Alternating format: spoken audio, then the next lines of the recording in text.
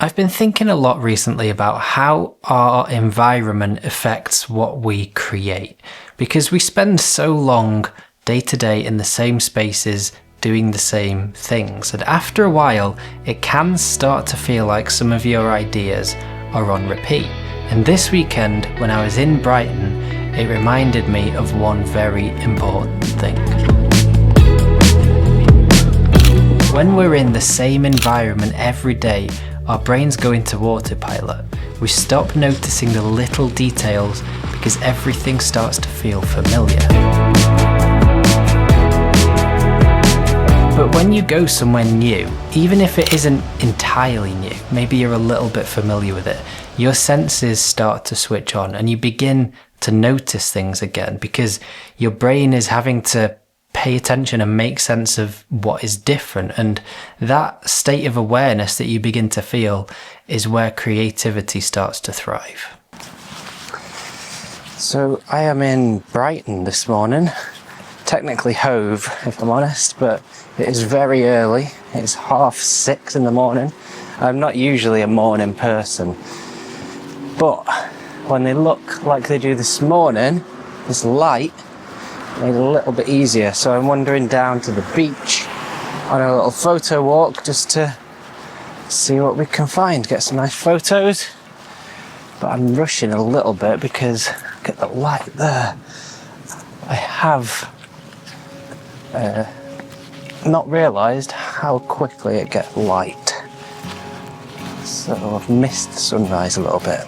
Brighton to me is such an interesting, quirky, creative place. You've got the sea, you've got the lanes, you've got all of the street art, the street performers, the graffiti, the incredible coffee shops, things that I just don't see every day at home. And that is what makes all of these smaller changes so powerful, because you're not completely lost, you're not completely on autopilot either, and you start to notice and pay attention to all of the different textures and sounds and colours and things that you would just normally walk past without a second thought. And that for me, those small details that you start to notice are what fuel creative work, and that for me is my photography.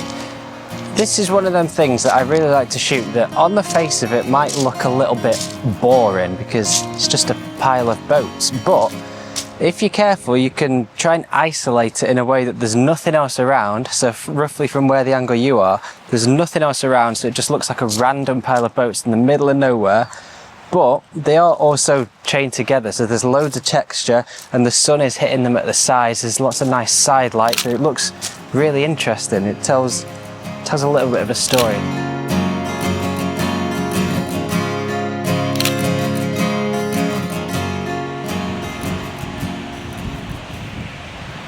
Tell you what, it does make you wonder why we find mornings so hard, doesn't it? When they look like this, I don't think there is a better time of the day. It's amazing.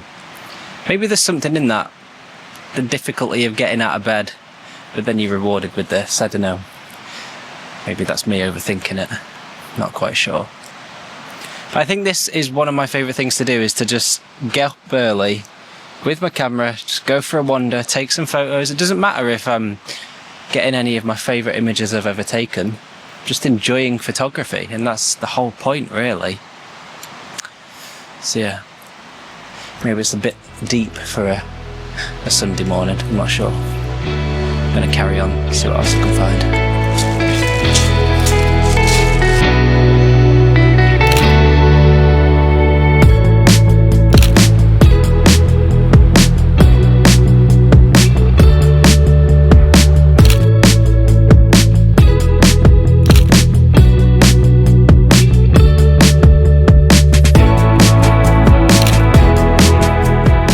I've actually printed a couple of my favourite photos from that Brighton trip, because printing my work is one thing that I really like to do, because you see it differently than you do if you were just looking at it on your phone or on your screen while you're editing it. Seeing it actually printed out makes it feel a little more real and tangible, and I think this image is it perfectly sums up everything that I like about photography, because on the face of it, it might look like a simple image, but you look closer, we've got all of these different types of colour contrast and contrast between light and shadow as well. But then there's also things like that. I've spaced out the street lights in between the buildings so that they're all evenly spaced.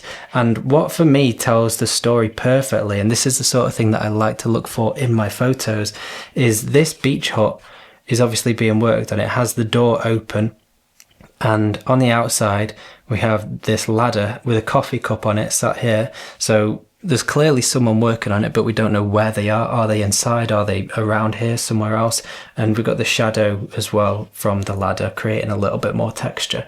So it's things like that that perfectly sum up photography for me, and that's always something that I'm looking for in my work, and trying to tell a story with my photography. That's one of the things I enjoy most about it, and that's where I find that I enjoy creativity the most. If you're interested as well, I am actually going to make both of these prints available on my website, so you can go and have a look if you would like to. They will be limited to just 5 copies each, and once they're gone, they're gone. They won't be up for sale ever again. So yeah, go and have a look if you want to, and if you do, thank you. It is massively appreciated.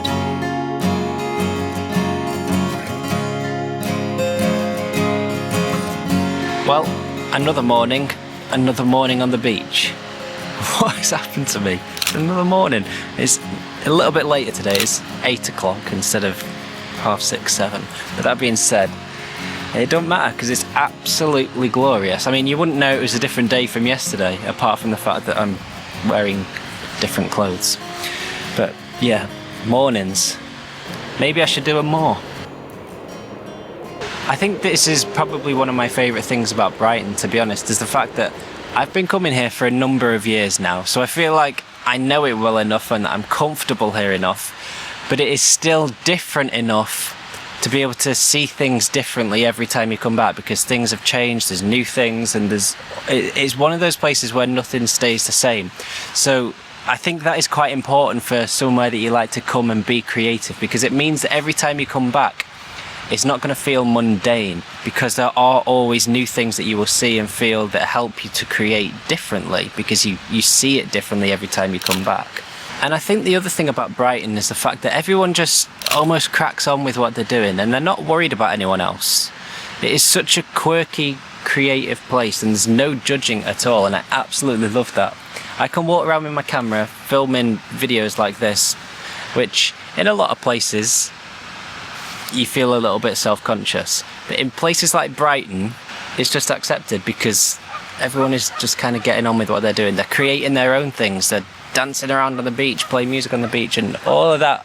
So this just kind of feels like an easy place to create, which I like.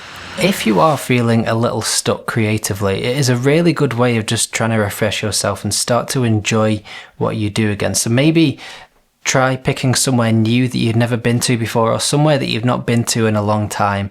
Even if it is just a city or a day trip, it doesn't have to be a full weekend away. The key is to just go somewhere without any big expectations, and don't put pressure on yourself to make something amazing. Just start paying attention, drawing, sketching, writing, taking photos, doing whatever you do creatively, but focus on the details that make that place unique. And that's exactly what I was doing when I was taking these images. I was just wandering around, no expectations, and I've got 2 of my favourite images that I've taken in quite a while, to be honest. And that small shift in perspective often gives you way more ideas than sitting at your desk watching videos waiting for inspiration to show up. The other good thing about getting out is that you often stumble across things that you wouldn't have if you stayed at home. And for me, it was a vintage camera shop in Brighton. And I popped in as I walked past and I saw this lens. Now, this is a lens that I have been looking at for a very long time. It is the Helios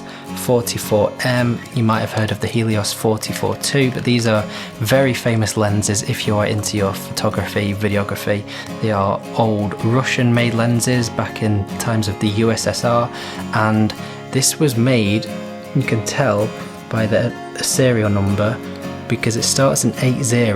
This was made in 1980. So this is a vintage Helios lens back from 1980, and this is a lens that I've wanted for a long time to be able to adapt to my mirrorless cameras, my Lumix S1 II, S1R2. And I wasn't even expecting or looking to buy gear on this trip. It was just purely coincidence that I saw it and I thought I might as well grab it, because I've been looking at this lens for months, in fact probably years to be honest, and I've just never got round to buying one. It is dirt cheap, it's about 60 quid.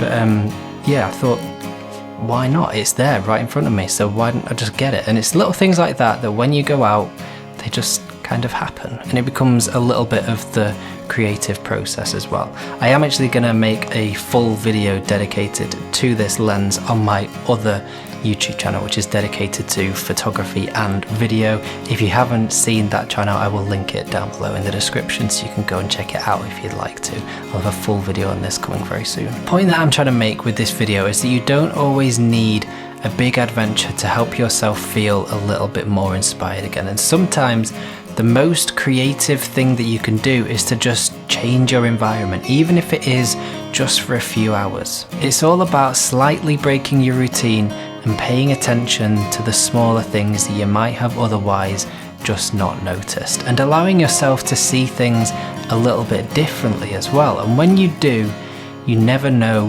what you'll come back with. It might be an idea, it might be a photo, or maybe even a vintage lens you didn't expect to find.